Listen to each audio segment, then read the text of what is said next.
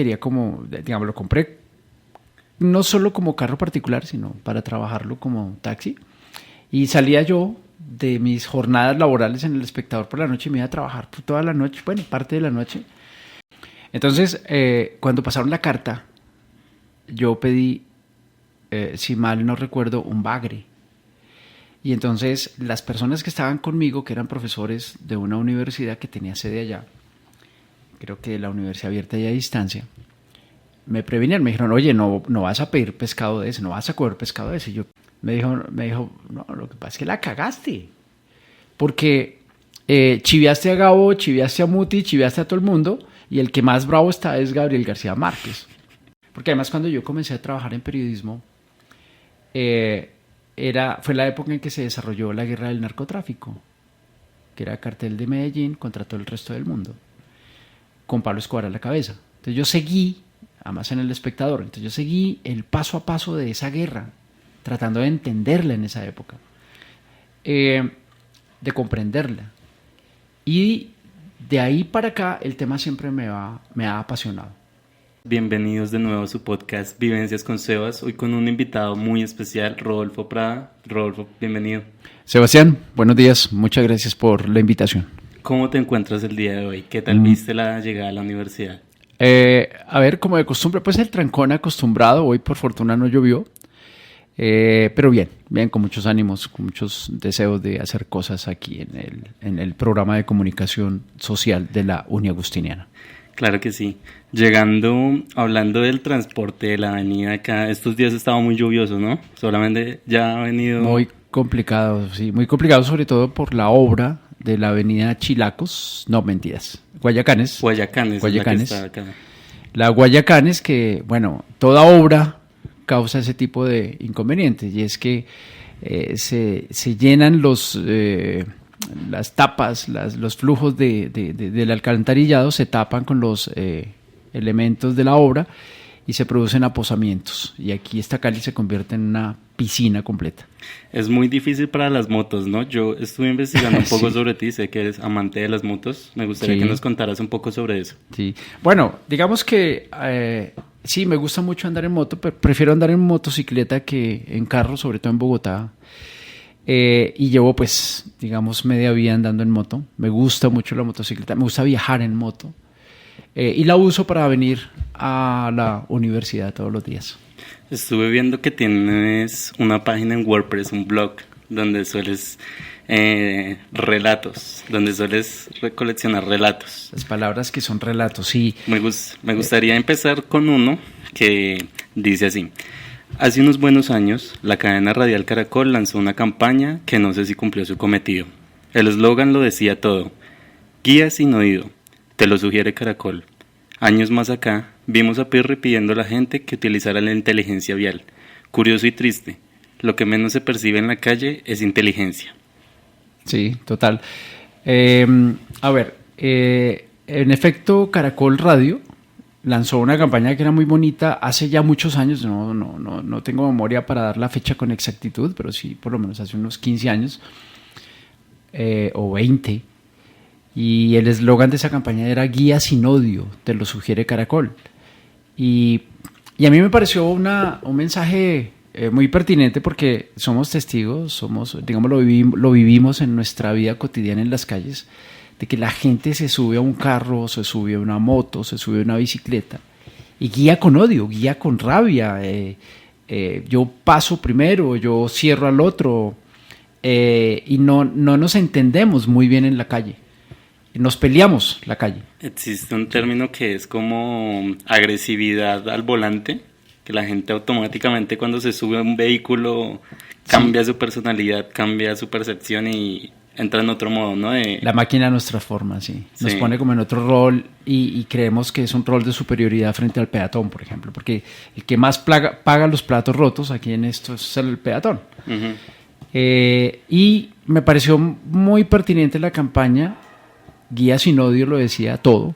O sea, uno debería salir a la calle a disfrutarse la conducción. Manejar es delicioso, pero cuando yo salgo a la calle a pelear con los demás ya no es delicioso.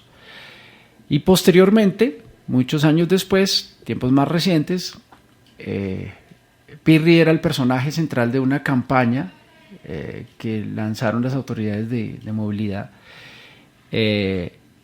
llamando a utilizar la inteligencia vial.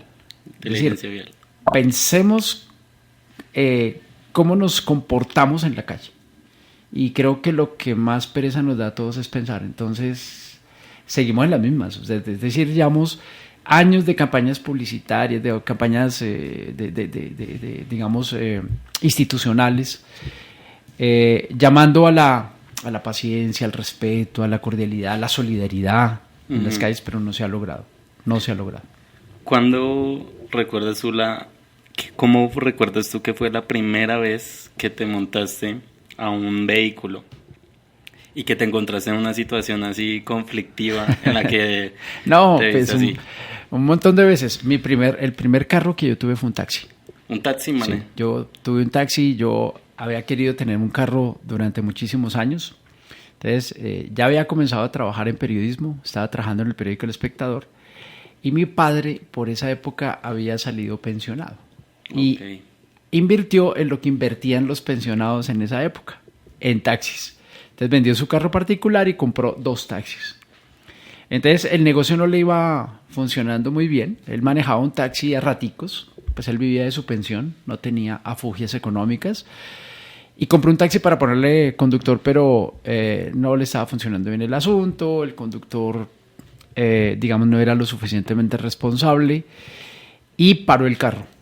Y entonces alguna vez me dijo que si yo estaba interesado en comprarlo, y como yo tenía deseos infinitos de tener carro, lo compré. Y la idea era manejarlo, trabajarlo, pues no lo quería como, digamos, lo compré no solo como carro particular, sino para trabajarlo como taxi. Y salía yo de mis jornadas laborales en El Espectador por la noche y me iba a trabajar por toda la noche, bueno, parte de la noche. Y fue una muy bonita experiencia, pero también muy traumática, porque manejar en esta ciudad es muy complicado y más servicio público. Porque tú no solo tienes que pelear con los demás conductores en la calle, sino que tienes que también lidiar con los pasajeros. Hay gente muy decente, muy cordial, pero también hay otros que no lo son. Entonces es difícil. Yo admiro a los taxistas, sobre todo por la paciencia que deben tener. Hablando de viajes y hablando de pasajeros, también en este blog que tú manejas, hablas sobre viajes y sobre la comida. Te voy a recordar el pasaje, uno de ellos, para que nos empieces a desglosar un poco qué estaba pasando en ese momento y qué te llevó a construir este texto.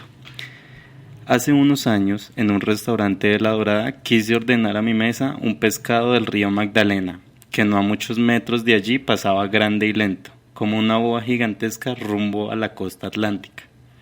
¿Qué recuerdas del inicio de esto? Bueno, me invitaron a editar un taller sobre periodismo en La Dorada, Caldas, Tierra Caliente, Magdalena Medio, en fin. Y a la hora del almuerzo nos citamos en un restaurante y yo pues quería comer pescado del río Magdalena. Quienes vivimos en Bogotá pues no estamos muy frecuentemente en esas tierras. Entonces cuando pasaron la carta yo pedí, si mal no recuerdo, un bagre. Y entonces las personas que estaban conmigo, que eran profesores de una universidad que tenía sede allá, creo que la Universidad Abierta y a Distancia, me previnieron, me dijeron, oye, no vas a pedir pescado de ese, no vas a comer pescado de ese. Y yo, pero ¿y por qué no? El río está aquí a 3 cuadras, estábamos a 3 cuadras del río. Me dice, no, porque el río, aquí, a estas alturas, digamos en ese trayecto, pasa muy contaminado, pero sobre todo contaminado con plomo y con cromo, con plomo y con mercurio, que son químicos que utilizan para la explotación de los metales, de los para la minería. Y entonces me dijeron, el río aquí tiene unos niveles de contaminación demasiado altos y están ya produciendo daños en la población que se alimenta de pescado del río. Teniendo en cuenta que además hay la pesca allá en esos pueblos de puerto, es uno de los principales sectores de la producción. De eso vive mucha gente. Y a mí se me hizo muy tristemente paradójico que a 3 cuadras del río yo no podía disfrutar la comida que proveía el río, porque estaba muy contaminada. Y fue como una alerta, como un llamado de atención de cómo estamos acabando nosotros con el río Magdalena. Hace aproximadamente casi 30 años, yo trabajaba en El Espectador y tuve la fortuna de participar en La Caracola, que fue una jornada, un recorrido que hizo Caracol Radio y El Espectador por el río Magdalena. Y ya en ese entonces ya se estaba advirtiendo de los elevados índices de contaminación que tenía el río. Entonces, esto que te estoy contando del restaurante ocurre hace apenas unos pocos años, y el otro llamado a atención es, hombre, tanto tiempo ha pasado y no nos concientizamos, no nos sensibilizamos frente al daño que le estamos causando a todos los ríos en Colombia. Exacto, y digamos, quisiera preguntarte qué relación tienes tú con la naturaleza o cuándo nace este interés por pues, el ambiente que nos está rodeando y cómo llegamos a contaminarlo. He tenido, digamos, una preocupación por el medio ambiente siempre, y eso viene desde pequeño, desde la época en que mi padre tenía una finca por los lados de Biotá, Cundinamarca. Es decir, tú eres originario de Biotá, Cundinamarca. No, yo soy de Bogotá, pero mi padre había comprado una finca pequeñita en Biotá, Cundinamarca, y pues las vacaciones nos íbamos para allá. Entonces, yo solía con mis amigos o con mis hermanos o con mis primos hacer recorridos por los alrededores y nos metíamos en el campo para conocerlo. Y conocíamos la fauna y la flora y nos parecía que era algo muy hermoso que nos provee la naturaleza. Y de ahí arrancó como esa preocupación, porque yo iba a ciertos lugares en donde se veían las quebradas secas o había partes de recursos hídricos afectados por la contaminación. La gente tiraba muchos escombros sobre todo de construcción o basura. Y entonces me condolía mucho cuando veía fuentes de agua totalmente contaminadas. Y yo decía, pero por Dios, esta agua es la que nosotros nos estamos bebiendo. Y de ahí para allá, pues vengo con una preocupación constante frente al medio ambiente. Y digamos que uno de mis grandes placeres de la vida es poder salir a recorrer el campo, la naturaleza.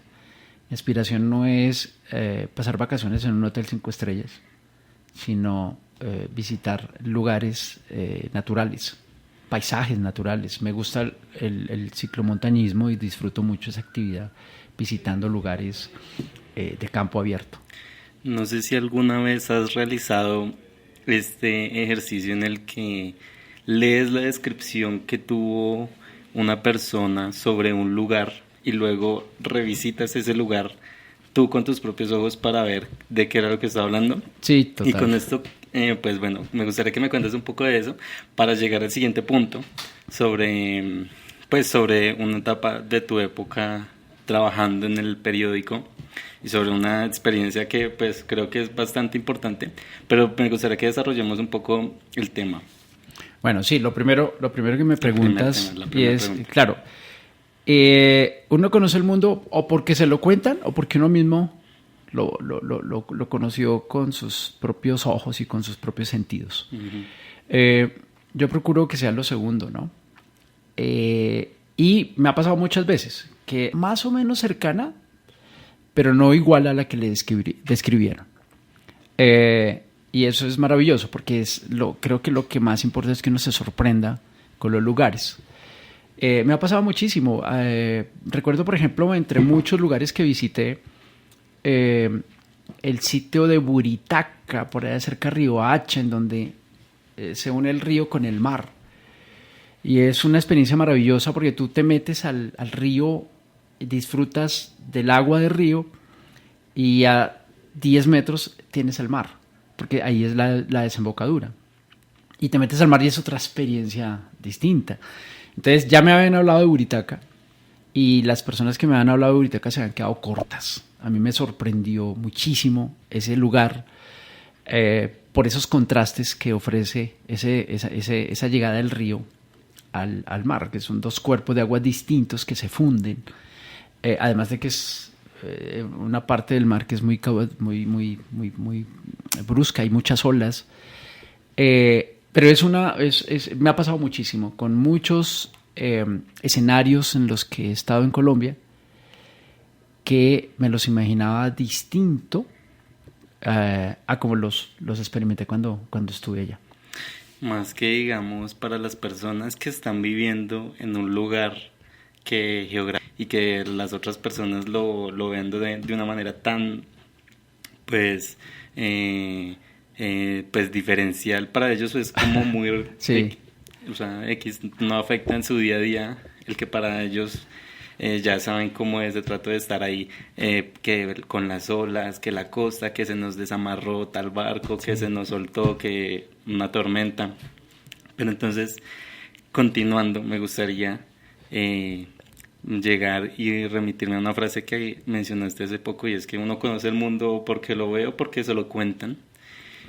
Y muchos de los cuentos, muchas de las descripciones que han trascendido a Colombia han sido los escritos de Gabriel García Márquez, y hay un texto en el que tú titulas Yo capé a Gabo. Entonces, sí.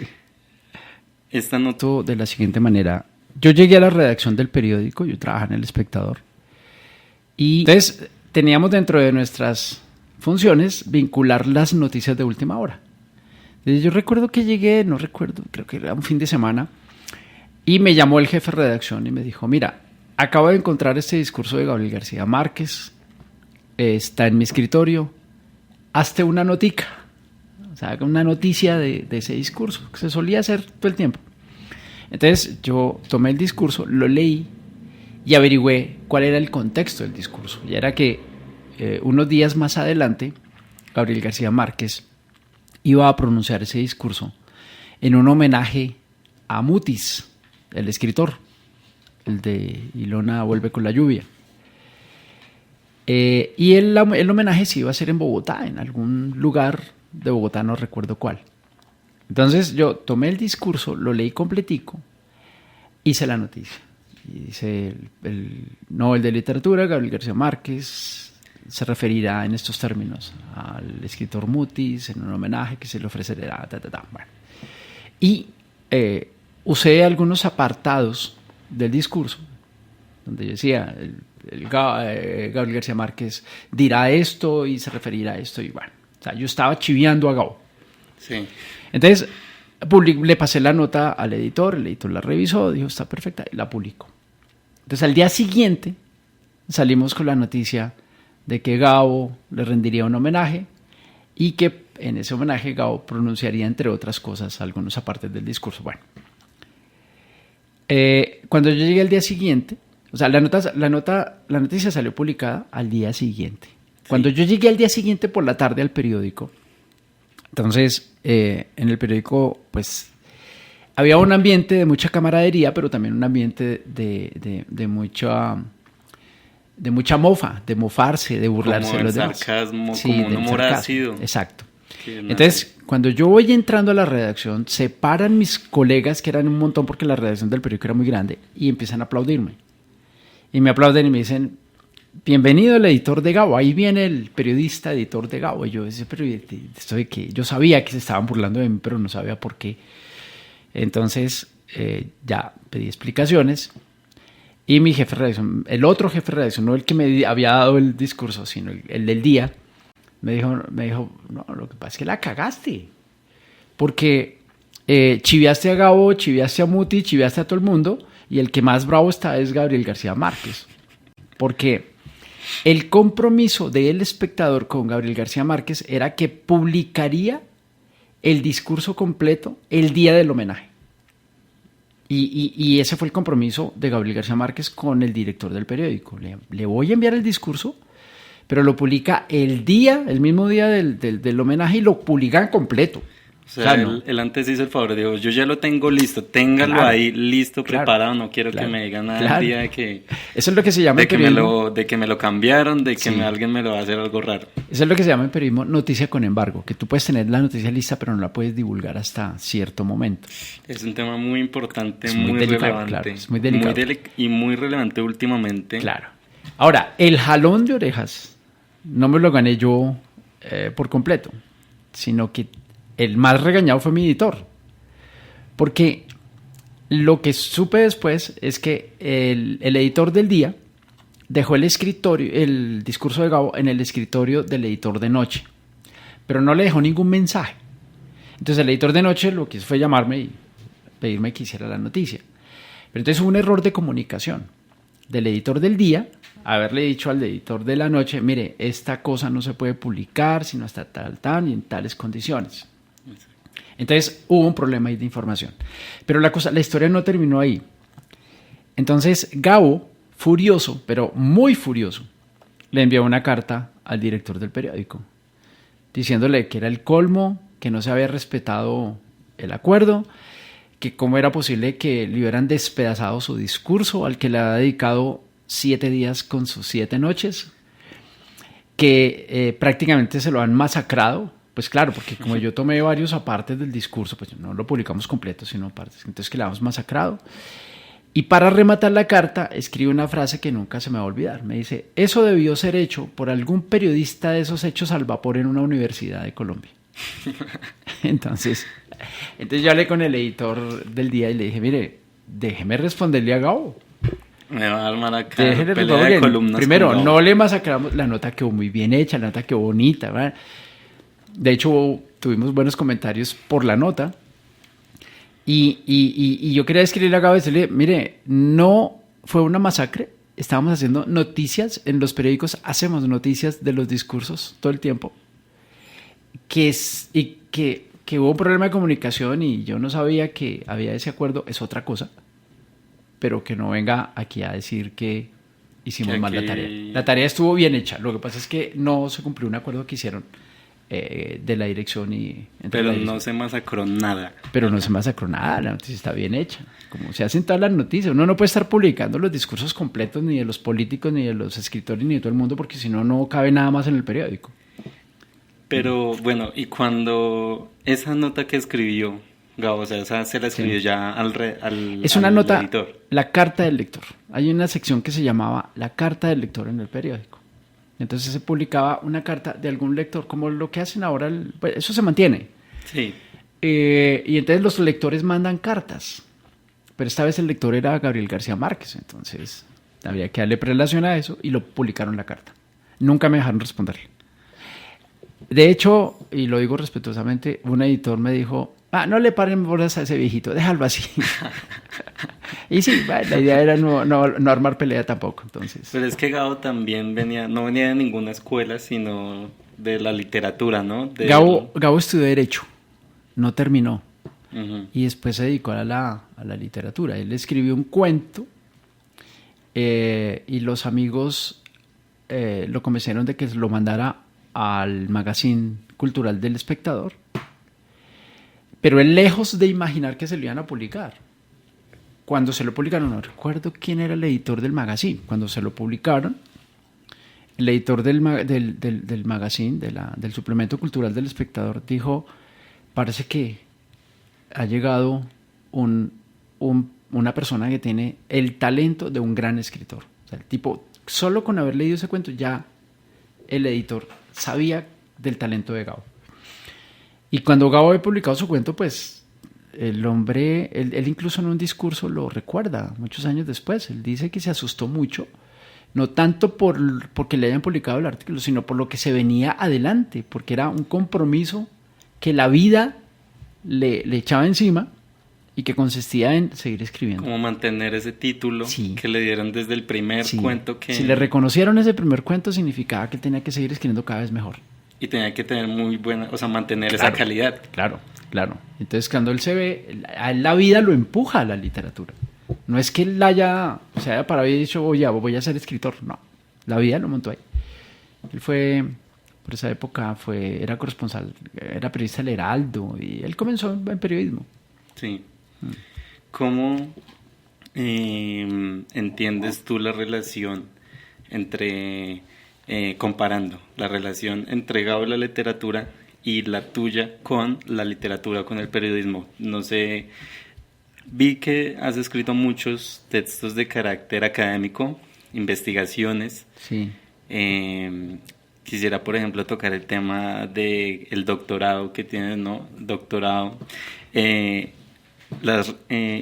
el trabajo con el que se hizo, ¿no? Con el que llegaste ahí fue las representaciones sociales de Pablo Escobar Gaviria en el discurso de la revista Semana. Sí. Bueno, a ver, yo no tuve la fortuna de Gabriel García Márquez, pero tampoco tuve, digamos, el cuidado ni la dedicación de producir texto literario. Me encanta la literatura, me encanta leer novelas. Lo que más me gusta leer en la vida son novelas. Y me gustan mucho las novelas policíacas. Me encantan. Pero la novela en general me gusta leerla. El nombre de la Jamás rosa. en la vida, el nombre de la rosa, por ejemplo, jamás en la vida he visto una telenovela. Nunca. No aguanto esa maratón de ver un capítulo tras otro. Nunca he podido. He visto series cortas. Pero digamos, ¿te refieres a telenovelas? A la telenovela, es decir, aguantarte el no, formato de día a día, sí, tener que esperar el capítulo. No, Betty la Fea no la vi. Yo creo que vi 3 capítulos de Betty la Fea. Creo que vi 3 capítulos de los Reyes, ¿cómo es? Hay muchos, Los Reyes, sí. Pedro el Escamoso. Pero nunca vi una telenovela. Jamás fui capaz de ver una telenovela completa. Pero en cambio he procurado leer la mayor cantidad de novelas que he podido. Lamentablemente, la vida académica lo distancia a uno de ese mundo de la literatura, porque el tiempo de lectura hay que compartirlo con el texto académico. Entonces tengo que leer mucho texto académico, tengo que leer mucha teoría, tengo que leer muchas cosas. Tú mencionabas ahora, yo terminé un doctorado, hice un doctorado en la Universidad Austral de Argentina, en comunicación, y mi tesis se tituló Las representaciones sociales de Pablo Escobar en la revista Semana. Fueron 6 años arduos de intensa lectura, sobre todo lectura de teorías y lectura académica sobre lo que yo estaba investigando. Entonces, la academia de alguna manera me marca una distancia frente a la literatura. Yo quisiera haber escrito una novela. Lo puedo hacer. Lo que no sé es si vaya a tener el tiempo y si vaya a tener los ánimos. No es fácil. Yo sé que escribir literatura es muy difícil. Acabo de terminar un cuento para pasarlo a la convocatoria de cuento de la Unidad Agustiniana. A ver cómo nos va. Pero me gusta escribir mucho y me gusta escribir literatura, pero no publico nada porque lo que escribo no lo termino y no encuentro ni los alientos, ni los espacios, ni las oportunidades para publicarlo, para moverlo en algún soporte, para divulgarlo. Creo que esa es una de las frustraciones que he tenido en la vida, la escribir literatura. La he leído y me divierto leyéndola y me satisface mucho, me gusta. Es algo que disfruto mucho, pero no he llegado a... Es un placer que prefieres más leer que consumirlo que crearlo. Consumirlo. Pero ¿y cómo llegaste a decir voy a dedicar 6 años de mi vida a estudiar sobre cómo veían a Pablo Escobar desde esta revista? Hay 2 cosas. Una, la presión académica. Es decir, cuando tu proyecto de vida se encausa en la vida académica, tú tienes que comenzar a avanzar en tu formación académica. Tú no te puedes quedar con el pregrado, entonces tú tienes que ir más allá. Entonces hice la maestría. Hago la maestría y después me doy cuenta que no es suficiente, hay que seguir avanzando, sobre todo en términos de investigación, de producir conocimiento. Y esta vida académica me empuja hacia el doctorado y termino de cabeza metido en el doctorado. Entonces, por un lado, la presión académica, pero por el otro lado, el gusto frente a un tema que siempre me apasionó, que siempre me ha apasionado, y es el narcotráfico en Colombia. Y cuando tengo que proponer un tema, para hacer mi tesis doctoral, lo primero que se me viene a la cabeza tiene que ver con narcotráfico y tiene que ver con Pablo Escobar Gaviria. Porque además cuando yo comencé a trabajar en periodismo, fue la época en que se desarrolló la guerra del narcotráfico, que era el cartel de Medellín contra todo el resto del mundo, con Pablo Escobar a la cabeza. Entonces yo seguí, además en El Espectador, entonces yo seguí el paso a paso de esa guerra, tratando de entenderla en esa época, de comprenderla. Y de ahí para acá el tema siempre me ha apasionado. Cuando propongo el tema de Pablo Escobar, entonces con mi directora de tesis en Argentina, llegamos a la conclusión de que voy a analizar las representaciones sociales, que me metió en un tema teórico de la psicología social que, bueno, me sacó más canas de las que ya tenía. Y decido analizar la manera como la revista Semana representa a Pablo Escobar, cómo lo muestra a sus audiencias, a su público. Y lo primero que me sorprende es que el primer reportaje que publica la revista Semana sobre Pablo Escobar se titula Un Robin Hood paisa. Y cuando tú lees ese artículo, tú quedas convencido de que Pablo Escobar es un mesías, es un hombre... Es un hombre trabajador que además ayuda a los pobres. Que es cierto, ¿no? Es cierto. O sea, al César lo que es del César. Pablo Escobar fue un hombre cruel y fue un hombre... fue un delincuente y fue un narcotraficante y fue un capo, lo que quieras, pero él también tenía dentro de su actividad comercial, que era la del narcotráfico, un tipo muy inteligente además, la de compartir parte de su riqueza con los pobres de Medellín y con los pobres de Antioquia. Y él tenía, digamos, como esa faceta humana en medio de su perversidad. Por eso digo, al César lo que es del César. No va a ser apología, pero... Entonces, comienzo yo a analizar las representaciones sociales de Pablo Escobar en la revista Semana, y eso me llevó a sumergirme profundamente en toda la literatura que se ha escrito sobre el narcotráfico en Colombia y particularmente sobre Pablo Escobar.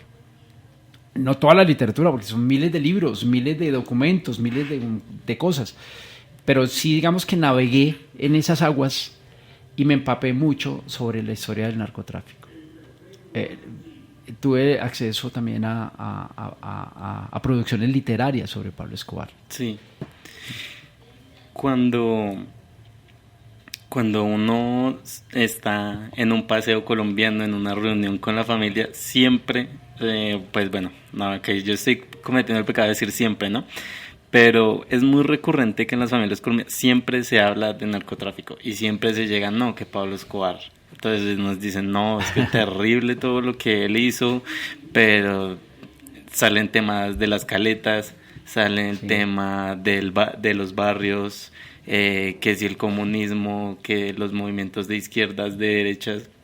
Y me gustaría hacer un análisis con cómo crees tú que los medios, no precisamente de Colombia, pero pues sí, los medios en general, narran distintas narrativas de la misma realidad que se está viviendo. Sí, a ver, hay una cosa, te lo voy a responder con algo que a mí en lo personal me llamó mucho la atención. Hay un libro que leí en esa época en la que yo estaba haciendo la tesis doctoral que se titula Killing Pablo, Matando a Pablo. Lo escribió un periodista norteamericano. En este momento no recuerdo cómo se llama. Killing Pablo. En ese libro, el autor al comienzo dice: Pablo Escobar fue construido como un forajido, no como un simple delincuente ni como un simple narcotraficante, sino como un forajido. Y a mí me llamó mucho la atención la expresión. Entonces, el mismo autor en el libro explica que la calidad de forajido pone al delincuente en un rol social de mucha relevancia y no lo pone solo como malo, sino que es una especie de Robin Hood. Por eso es el título de ese. Es una persona que comete actos delictivos para, con unos efectos o con unos impactos en la sociedad, tanto negativos pero también positivos. Entonces, la figura de Pablo Escobar fue construida, según este autor, y yo coincido plenamente en eso, ha sido construida como un Robin Hood, como un forajido. El tipo que mata, el tipo que tiene negocios ilícitos, el tipo que coge el poder para corromper, pero es el tipo que además le ayuda a las personas, a cierto tipo de personas. Y es un tipo que, por lo menos en la literatura que yo consulté para mi tesis, es un tipo que aparece, digamos, en esa doble faceta. En una faceta de delincuente, de cruel, de perverso, pero también en una faceta de humano. Es un tipo que quiere mucho a su familia. Y es un tipo que defiende a la familia por encima de todo. Es un tipo que no tolera la traición. Pero el problema es que mata a quienes lo traicionan. O sea, es que se le va la mano. Sí. Entonces, cuando uno lee la vida de Pablo Escobar en profundidad, digamos, cuando uno no se queda en la serie Narcos, ni se queda en las películas, sino que uno va más al fondo, uno comienza a encontrar en Pablo Escobar una persona muy compleja en su personalidad y muy compleja en su actuar. Y los medios comienzan a seducirse por ese tema y comienzan a publicar mucho. Pues primero por todo el impacto que causa lo que hace Pablo Escobar en la sociedad, pero comienzan a mostrarlo y entonces tú empiezas a ver a Pablo Escobar comienzan en los libros. A crear el personaje. Es un personaje construido, Alonso Salazar en su libro La parábola de Pablo, que es la vida de Pablo Escobar desde la mirada de Alonso Salazar, Pablo, él al final del libro dice, es un personaje construido por los Estados Unidos, porque los Estados Unidos necesitaban un enemigo. Para tener la justificación. Claro, porque los enemigos tienen que tener rostro, tiene que ser un forajido, tiene que ser un llanero solitario. Uh-huh. Entonces, los Estados Unidos tienen que construir un enemigo que represente el narcotráfico. Porque para los Estados Unidos el narcotráfico es un problema económico. O que represente cualquier tipo de visión que amenace con su liderazgo del mercado, ¿no? Y se buscan estas balcanizaciones. Claro. Sí, porque en últimas, ¿quiénes son los que se consumen la droga que producía Pablo Escobar? Pues los gringos. Entonces, Pablo Escobar se construye como el enemigo público. ¿Sí? El enemigo público número uno. ¿Y quién construye esa figura? La construye los Estados Unidos. Y de esa fuente beben una cantidad de medios. Y entonces comienza el cine a explotar esa imagen de Pablo Escobar, porque eso le produce rédito, les produce recursos. Entonces hacen las películas. Y la literatura comienza a producir lo propio, comienzan a producir libros sobre Pablo Escobar, porque se leen, porque la gente consume eso. Y llega la televisión, el medio masivo, el que más llega. Bueno, ahora ha cambiado con internet, pero en ese momento... Y la televisión encuentra en Pablo Escobar una fuente de recursos muy rica. Y entonces comienzan a crear las telenovelas y las series sobre Pablo Escobar. Entonces, al final, ¿qué tenemos? Una cantidad de producciones desde diferentes ángulos sobre la vida de Pablo Escobar, que lo que hacen es generar una bola de nieve y convierten al personaje en epicentro de la historia reciente del país y del mundo. Y todavía hay gente que va fuera del país y lo primero que le preguntan es ¿y Pablo Escobar qué? ¿Y la coca qué? ¿Y el narcotráfico qué? Es como lo último que escucharon. Y lo que menos Colombia. Preguntan es por café de Colombia, preguntan es por el narcotráfico. Y entonces uno se pregunta, bueno, ¿qué fue lo que pasó ahí para causar semejante impacto? Hasta el punto de convertir a Pablo Escobar en un referente de Colombia. En su momento el mundo nos conocía por Pablo Escobar. Fue el hombre más rico del mundo en un punto. En su momento, no sé si fue el más rico, pero estuvo en los 20 primeros de la lista de la revista Forbes. Llegó a tener $2,000 millones en su momento, en esa época que era. Y fue uno de los más ricos, sí. Okay. Hay un artículo de Revista Semana que se titula Un genio del mal, entre interrogación. Y ese artículo dice al comienzo que si no fuera porque se hubiera dedicado a la delincuencia, Pablo Escobar hubiera sido considerado uno de los hombres más inteligentes y astutos de los negocios en el mundo. porque fue capaz de construir la más grande transnacional del narcotráfico en pocos años de vida, digamos, lo que duró el cartel de Medellín. Qué interesante. Llegando ya para cerrar más o menos este episodio, me gustaría retomar algo que va muy relacionado al tema que estamos hablando de Pablo Escobar y de cómo Estados Unidos crea estas narrativas para relacionarlo con un tema actual, digamos, el tema de la guerra en Ucrania. Me parece que el personaje de Zelensky tiene características muy similares a otros personajes que han sido apoyados por Estados Unidos en el momento en el que conviene estratégicamente para luego dejarlos abandonados y pues continuar con este tipo de estrategias, relacionado también a que el tema del narcotráfico siempre han sido el mayor consumidor de Estados Unidos y en este momento están teniendo una crisis de opioides gigantesca, que es un problema de salud que de verdad no se le presta atención, ¿sí me entiendes? Claro, y se disfraza completamente. Entonces, diferentes periódicos a lo largo del mundo, con sus diferentes intenciones, hablan sobre diferentes noticias o deciden no hablar sobre diferentes noticias.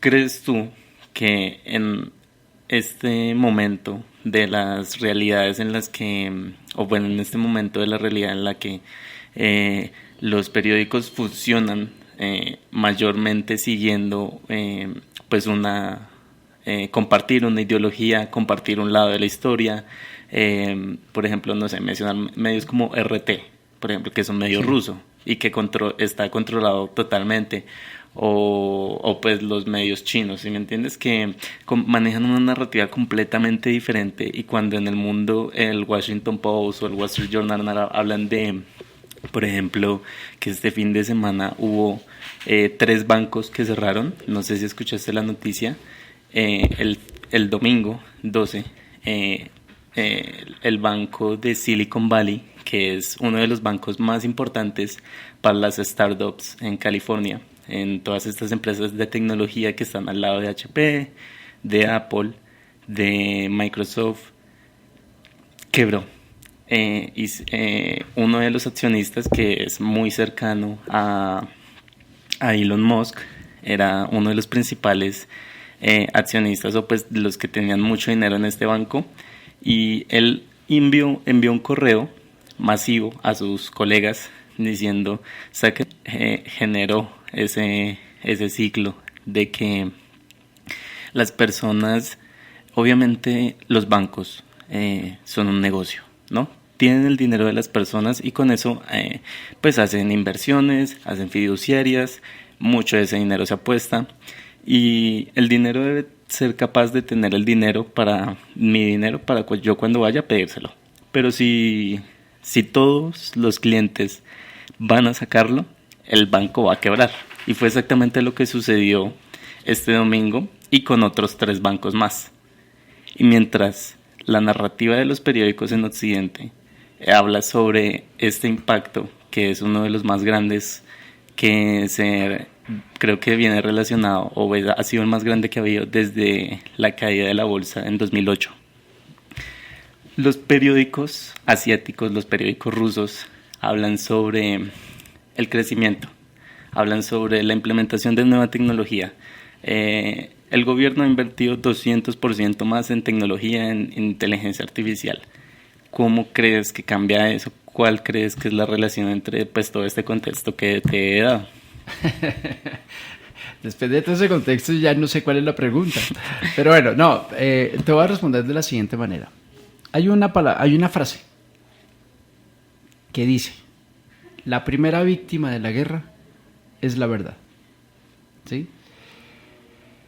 Y uno mira los ojos hacia el conflicto que está registrándose en este momento en Ucrania y uno no lo entiende. El mundo no comprende todavía qué hay detrás de la guerra, porque se ha especulado mucho y se dice que es el control de los recursos naturales de Rusia hacia Europa, que está metido el conflicto frente a la OTAN. a raíz de, digamos, de la terminación del Pacto de Varsovia, que era como el otro bloque. Entonces se cae el Pacto de Varsovia y la idea era que la OTAN también se acabara, y resulta que la OTAN no se acabó. Entonces también hay un choque de intereses allí. La cultura ucraniana viene en gran parte de la cultura rusa, ¿sí? Ellos vienen de la misma cuna. Y me dice, bueno, pero ¿y por qué terminaron peleando? Están los intereses de Occidente, y entonces nos parten el mundo otra vez en dos. Nos dicen, no, es que el mundo está partido entre Occidente, y cuando creíamos que eso ya no.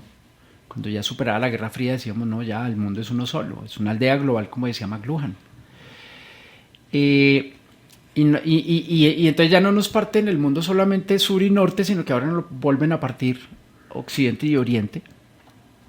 Y entonces, entonces uno se para en medio de toda esta cantidad de cosas y uno dice, ¿qué? O sea, ¿qué provoca la guerra? ¿Qué alimenta esa guerra? ¿Cuál es el propósito de Putin? ¿Cuál es el propósito de Biden? ¿Por qué Occidente apoya? Y entonces uno no entiende. Al final uno no logra entender.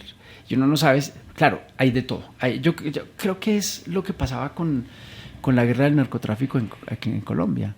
Es que no era solamente perseguir a Pablo Escobar, era apropiarse del negocio, porque ni siquiera era combatirlo. Antonio Caballero, que era el columnista de Semana, que murió el año pasado, no sé, recientemente murió. Antonio Caballero escribió una columna que se llamaba La escobarización del conflicto. Y él decía, en la época en que se estaba librando la guerra contra Pablo Escobar, él decía, si matan a Escobar, el negocio va a seguir igualito, no se va a acabar, porque van a surgir Escobares de repuesto. Él lo dice en esos términos. Entonces, uno dice, se hizo la guerra del narcotráfico con un montón de muertos, con un montón de sangre, con un montón de atentados, de muertos. ¿Para qué? Si el negocio sigue. Y sigue ahorita, está igual. De hecho, más robustecido todavía. Entonces, ¿a dónde conducen las guerras? No lo sabemos con exactitud. Lo que sí sabemos es lo que provocan, ¿no? Producen mucho dolor, mucha sangre, mucha incertidumbre. Pero detrás de la guerra de Ucrania hay intereses económicos, hay intereses políticos, hay intereses de todo orden. Y al final uno no sabe para dónde va esto. Bueno, profe, y para recapitular, para ir finalizando con este episodio, me gustaría que nos dieras algún consejo para mantenernos bien informados y para descubrir cuál es la verdad, dónde en estas visiones del mundo se rompe la verdad y cómo podemos llegar a pues tener una buena información para tomar una decisión objetiva sobre qué es lo que opino yo frente a esta realidad del mundo en el que todos estamos viviendo. Desde que el hombre es hombre, desde que el hombre es un ser pensante, se ha venido preguntando por la verdad. ¿Dónde está la verdad? Y San Agustín. Los filósofos nos han venido diciendo que no es fácil encontrar la verdad. Y en los códigos de ética periodística siempre vas a encontrar que el primer artículo de los códigos de ética apunta a la búsqueda de la verdad. Es decir, los periodistas están para buscar la verdad. Yo creo que toda esa cantidad de teorías de conspiración responden a esa búsqueda. Es decir, no la encontramos por un lado y terminamos buscándola por otra. No estoy diciendo que las teorías de la conspiración son las que nos van a conducir a la verdad, sino que es una realidad que nos lleva a preguntarnos dónde está la verdad y dónde la estamos buscando y cómo la estamos buscando. Y creo que ese debe ser el norte de los comunicadores. El compromiso ético y fundamental de los periodistas voy a hablar solamente de los periodistas con la sociedad es la búsqueda de la verdad de las cosas. Si la encuentran, maravilloso, y si no la encuentran, hay que seguir buscando. Tomás Eloy Martínez, el periodista argentino, fallecido también, decía, la llama sagrada del periodismo es la duda, porque siempre tenemos que dudar. ¿Qué significa que dudemos? Que estamos obligados profesionalmente a ir hasta las últimas consecuencias en la búsqueda de la verdad. Y eso implica contrastar las fuentes, no quedarnos con el primero que nos habla. Y eso implica pensar el mundo reflexionarlo, cuestionarnos. Que a veces creemos que el periodista es el que le recoge la declaración al funcionario y la publica. Y eso no es periodismo. El periodismo es comprender la realidad para explicarla. Y en ese sentido, el consejo es ese. Hay que buscar la verdad con todo el trabajo que implica buscar la verdad, que es investigar, que es contrastar fuentes, que es reflexionar sobre la realidad. El periodista debe ser un conocedor de la historia. La historia debería ser uno de los componentes fundamentales de los planes de estudio en las facultades de comunicación. O sea, tenemos que conocer la historia del país y la historia del mundo, porque si no la conocemos no la entendemos. Y si no la entendemos, ¿cómo ponemos en contexto las noticias y los reportajes que construimos a diario? Entonces hay que conocer la historia, hay que conocer el país, su estructura político-administrativa, la constitución política, sus normativas que lo rigen, y hay que leer mucho y escribir mucho. Digamos que esos 4 componentes son vitales, son fundamentales en la actividad periodística. Ya lo demás se va agarrando por el camino, que es manejar el cacharro, aprender a manejar las tecnologías digitales, manejar los soportes, los canales de distribución, las plataformas, que es muy importante. Todo eso es muy importante. Pero en la esencia se requiere de un periodista que conozca la historia, que conozca el país, el funcionamiento del país, que lea y que escriba. Excelente, pues muy bien. Yo creo que con esto vamos a cerrar. Muchas gracias, Rodolfo. ¿Quisieras agregar algo más? No, agradecido por este espacio que me das, Sebastián. Muchos éxitos en tu carrera, en tu profesión. Y pues no, una invitación a que quienes estén interesados en explorar este mundo de la comunicación y el periodismo, pues los esperamos en la Uniagustiniana. Estamos en un proceso de robustecimiento del programa. Estamos creando medios de comunicación aquí en el programa, ampliando nuestro universo de conocimiento, y lo hacemos de la mano con nuestros estudiantes. O sea, esto no es solo un trabajo de académicos, sino también es un trabajo de profesionales y de estudiantes. Muchas gracias por la invitación. Pues bueno, muchas gracias a todos por ver, por escuchar. Si les gustó este episodio, denle like, suscríbanse y nada, muchas gracias. Ok, hasta luego.